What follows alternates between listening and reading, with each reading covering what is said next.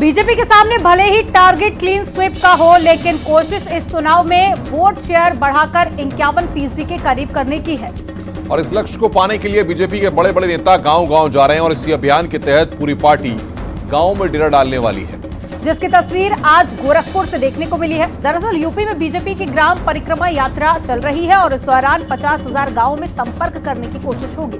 वहीं 1,72,000 जगहों पर प्रवास का भी लक्ष्य रखा गया है। इसी लक्ष्य को साधने के लिए आज सीएम योगी गोरखपुर में ग्राम परिक्रमा यात्रा पर निकले और सरकारी योजनाओं के बारे में संदेश दिया। यानी कि मुख्यमंत्री योगी आदित्यनाथ खुद बीजेपी के लक्ष्य को साधने के लिए गांव-गांव परिक्रमा कर रहे हैं। इसी से जुड़ी एक रिपोर्ट हम आपको दिखाते हैं।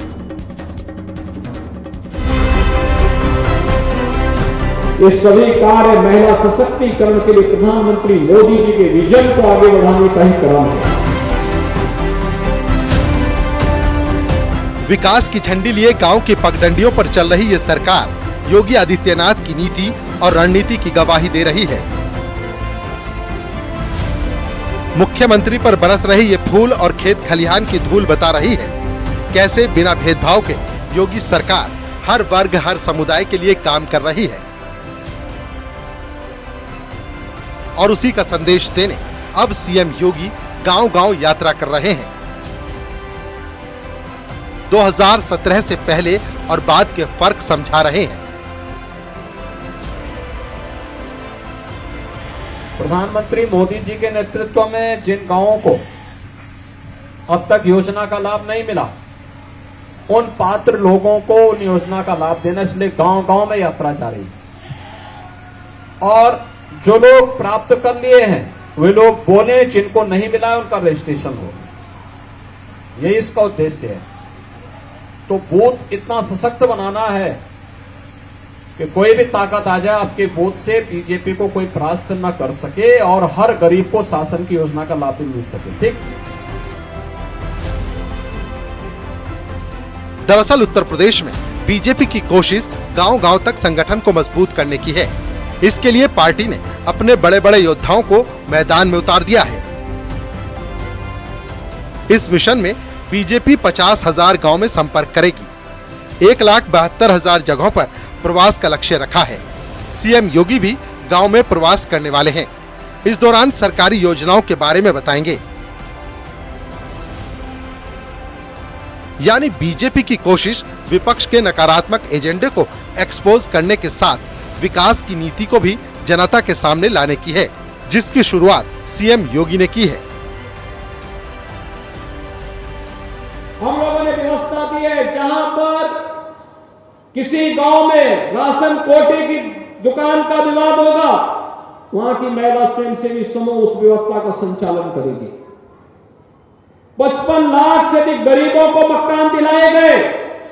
प्रधानमंत्री आवास योजना के माध्यम से आधे से अधिक आवास का मालिकाना अधिकार महिलाओं के नाम पर।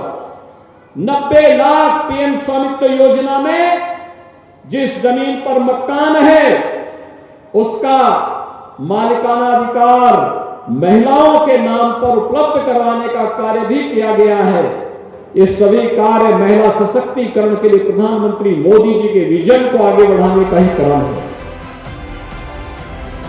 1 महीने तक चलने वाली इस ग्राम परिक्रमा यात्रा में बीजेपी ने सरकार के विकास कार्यों की जानकारी को 50,000 गांव में पहुंचाने का लक्ष्य रखा है। साथ ही हर बूथ को मजबूत करने की भी रणनीति है, जिससे 80 के लक्ष्य को साधा जा सके। Bureau report, news 18।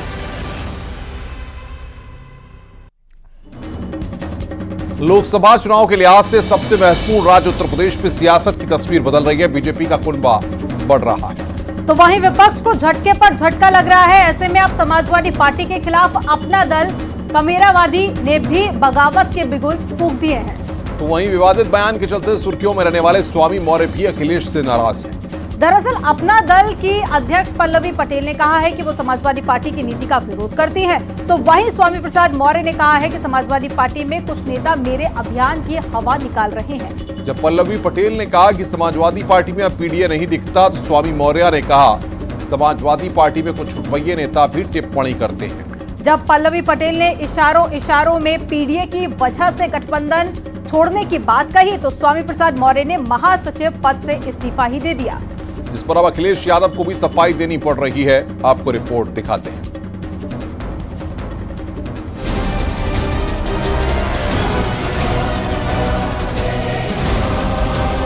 समाजवाद की सियासत करने वाले, पिछड़ा, दलित और अल्पसंख्यक का नारा देने वाले अखिलेश यादव के साथी उनका साथ छोड़ रहे हैं, उनसे दूरी बना रहे हैं और सवाल खड़े कर रहे हैं पार्टी की नीति और रणनीति पर।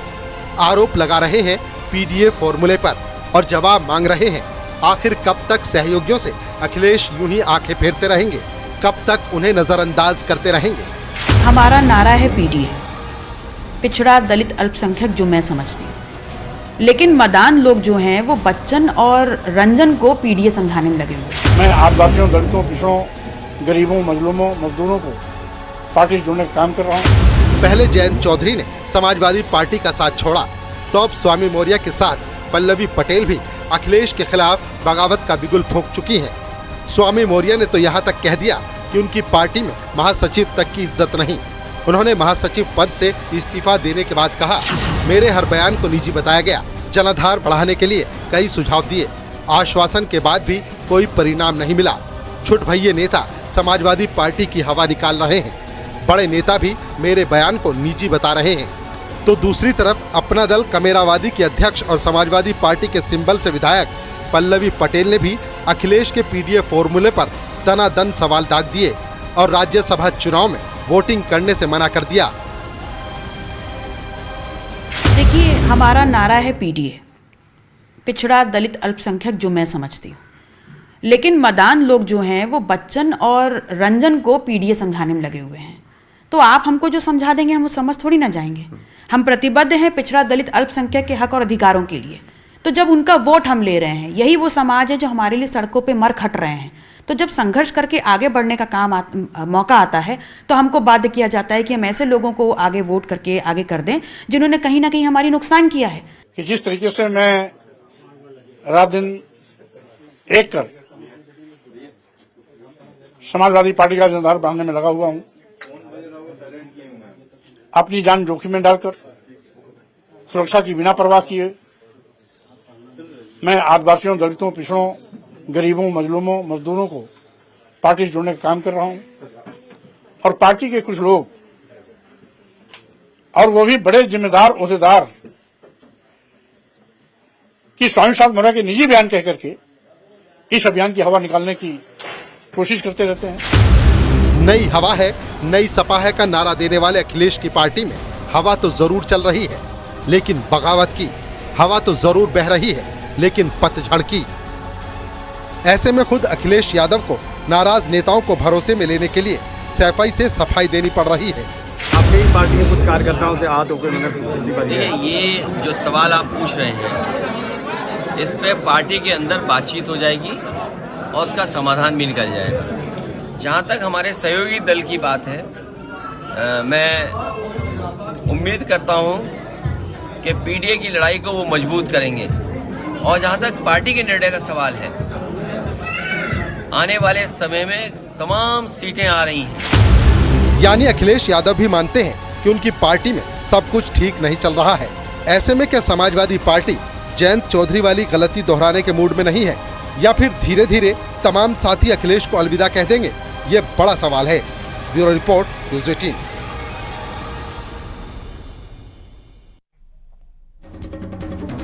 लोकसभा चुनाव से पहले राज्यसभा चुनाव की सरगर्मियां तेज हो गई हैं। सोनिया गांधी ने भी राजस्थान से राज्यसभा के लिए नामांकन दाखिल किया है। ऐसे में अब सवाल उठने लगे हैं कि रायबरेली सीट पर कांग्रेस किसे मैदान में उतारेगी, या फिर अमेठी की तरह रायबरेली में भी बीजेपी कब्जा करने वाली है। आपको एक रिपोर्ट दिखाएंगे, लेकिन उससे पहले रायबरेली सीट का समीकरण आप समझ लीजिए। दरअसल रायबरेली कांग्रेस का गढ़ माना जाता है, क्योंकि लंबे समय से कांग्रेस का इस सीट पर कब्जा रहा है। 2004 से 2019 तक सोनिया गांधी लगातार रायबरेली सीट से जीतती आ रही हैं, तो वहीं 2009 से 2014 में समाजवादी पार्टी की तरफ से कैंडिडेट भी नहीं उतारे गए।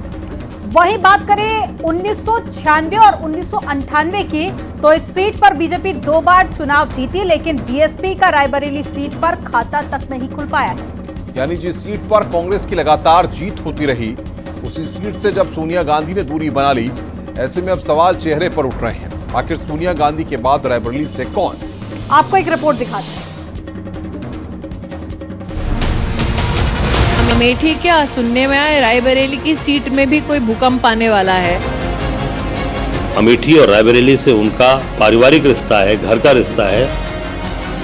इलाके में मिजाज ऐसा है कि गांधी खानदान को हराया जाए, गांधी खानदान से मुक्त किया जाए। उत्तर प्रदेश में कांग्रेस के आखिरी दुर्ग को ध्वस्त करने की तैयारी है। कांग्रेस की एकमात्र बची सीट पर भगवा लहराने की बारी है। इतिहास को खत्म करने की जिम्मेदारी है जो अब तय हो चुकी है।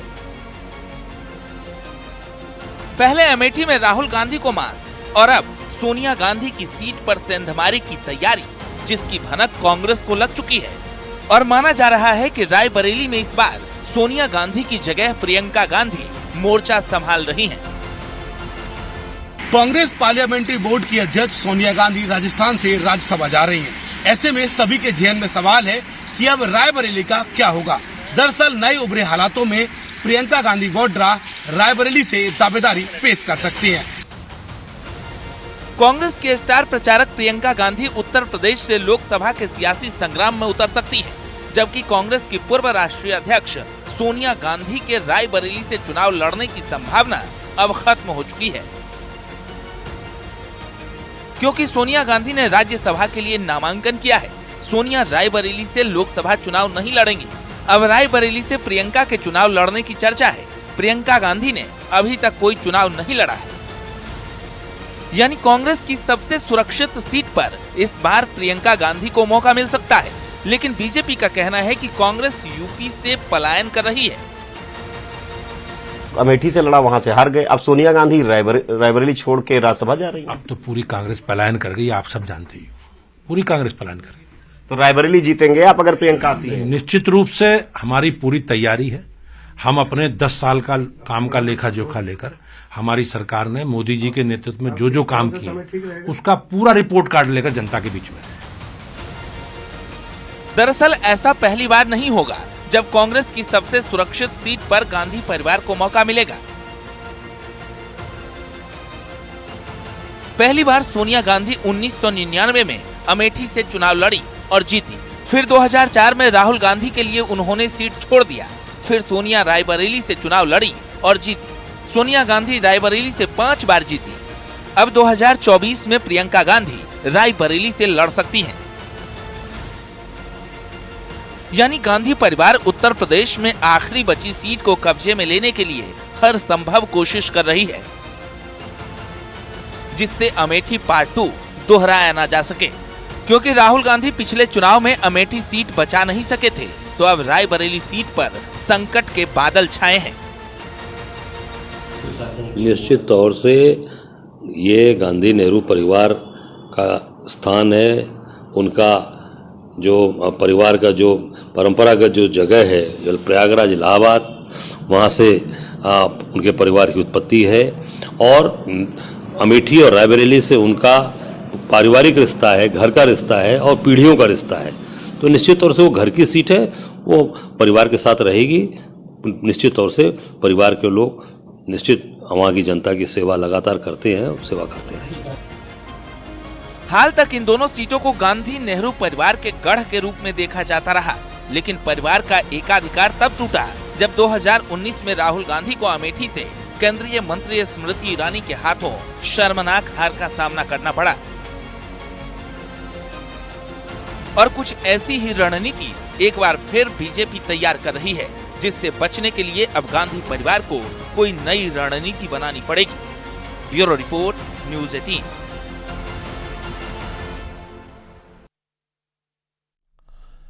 किसान आंदोलन के बीच सरकार से 3 दौर की बातचीत हो चुकी है। किसान अपनी मांग पर अड़े हुए हैं तो सरकार प्रदर्शन खत्म करने की अपील कर रही है।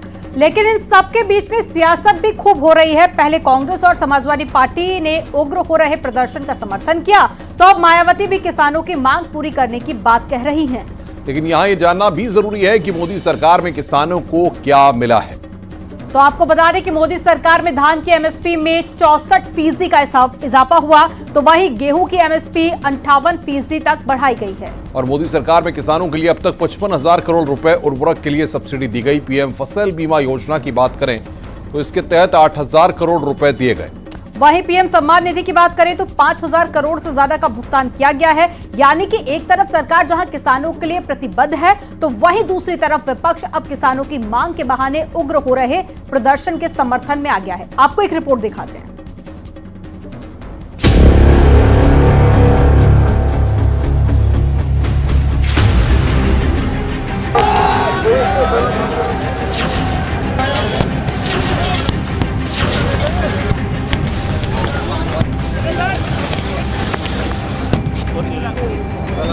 किसानों ने एक बार फिर केंद्र सरकार के खिलाफ मोर्चा खोल दिया है।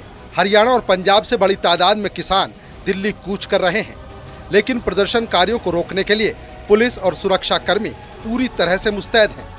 उन प्रदर्शनकारियों पर आंसू गैस के गोले भी दागे जा रहे हैं, जो पुलिस पर पत्थर चला रहे हैं। उस भीड़ को खदेड़ा भी जा रहा है जो हिंसक हो रही है, और इसी तनातनी में किसान और जवान आमने सामने हैं।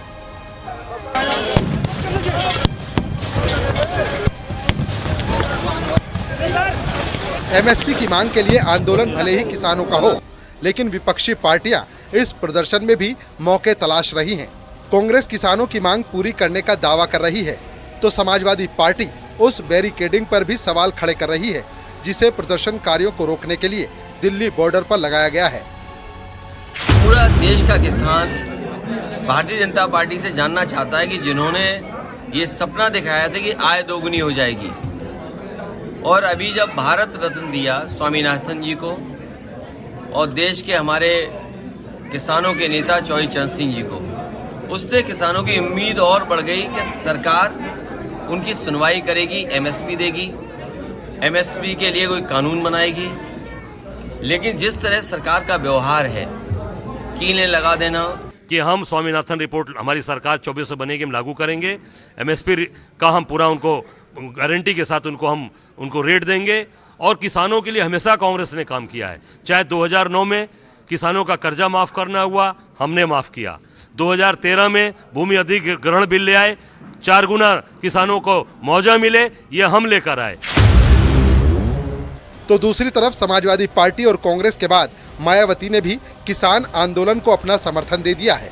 मायावती ने ट्वीट में लिखा, अपने भारत को अन्न के मामले में आत्मनिर्भर बनाने वाले मेहनतकश किसानों की जो मांगे हैं, सरकार उन्हें गंभीरता से ले तथा उन पर सहानुभूति पूर्वक विचार करके उनका समय से समाधान करे, ताकि अन्नदाता किसानों को अपनी मांगों के समर्थन में बार बार आंदोलन के लिए मजबूर न होना पड़े। हालांकि कृषि मंत्री ने साफ कर दिया है कि वो किसानों से बातचीत के लिए पूरी तरह से तैयार हैं। साथ ही किसानों से शांति की अपील भी की है, लेकिन जिस तरह किसानों का प्रदर्शन उग्र हो रहा है, जिस तरह दिल्ली को बंधक बनाने की साजिश हो रही है, जिस तरह विपक्षी पार्टियां किसानों के नाम सियासी रोटियां सेक रही हैं, उससे तो तय है कि इस आंदोलन को अब हाईजैक करने की कोशिश होने लगी है। Bureau report, news 18।